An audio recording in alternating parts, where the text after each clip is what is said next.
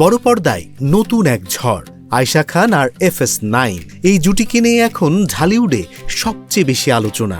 মুক্তি পেয়েছে বহু প্রতীক্ষিত সিনেমা শেকর, আর এর মধ্য দিয়েই বড় পর্দায় পা রাখলেন জেনজি প্রজন্মের হার্টথ্রোব আয়েশা খান।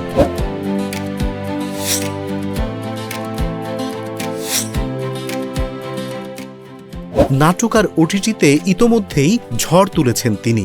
এবার প্রশ্ন একটি, রূপালী পর্দাতেও কি সেই জাদু দেখাতে পারবেন? তার সঙ্গে স্ক্রিন শেয়ার করছেন জনপ্রিয় অভিনেতা FS9। এই নতুন জুটির রসায়ন পর্দায় কেমন জমে তা দেখতে রীতিমতো উদ্গ্রীব দুই তারকার লাখো ভক্ত।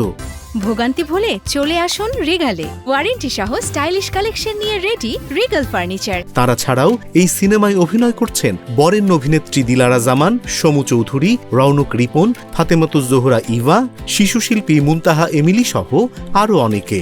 এক অভিবাসীর দেশ, পরিবার আর আত্মপরিচয়ের গল্প নিয়ে সিনেমাটি বানিয়েছেন পরিচালক প্রসূন রহমান।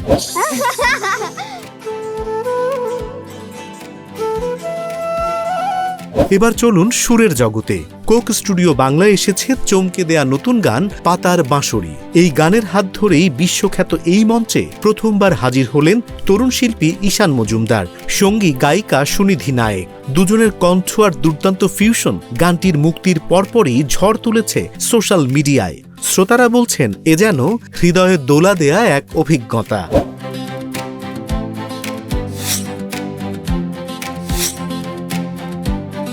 আর এবার এক অবিশ্বাস্য তারার মেলার গল্প।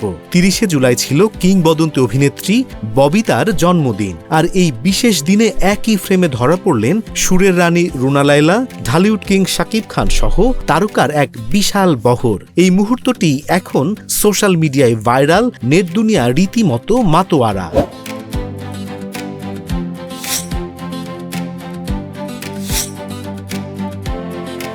সবশেষে যায় আসামের দিকে, যেখানে এখনো থামেনি এক শোকের ঢেউ। জনপ্রিয় শিল্পী জুবিন গার্গের মৃত্যু রহস্য নিয়ে তদন্ত এখনো চলছে, আর এই মামলার পরবর্তী শুনানির জন্য গুয়াহাটি হাইকোর্ট দিন ঠিক করেছে আগামী 13ই আগস্ট। ইভেন্ট সংগঠক শ্যামকানু মহন্তের একটি আবেদনের প্রেক্ষিতেই এই শুনানি, যেখানে জুবিনের মৃত্যু পরিস্থিতি নিয়ে আরও স্পষ্টতা চাওয়া হয়েছে।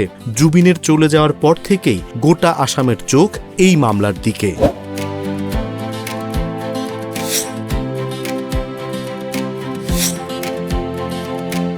আর এই শোকের মাঝেই এসেছে এক আবেগঘন খবর। শিলংয়ে খুঁজে পাওয়া গেছে একেবারে নতুন প্রজাতির এক ফুল, আর সেই ফুলের নাম রাখা হয়েছে প্রয়াত এই শিল্পীর স্মরণে, হেডিকিয়াম জুবিন গার্জিয়ানাম। এভাবেই যেন প্রকৃতির বুকেও বেঁচে রইলেন আসামের এই কিংবদন্তি।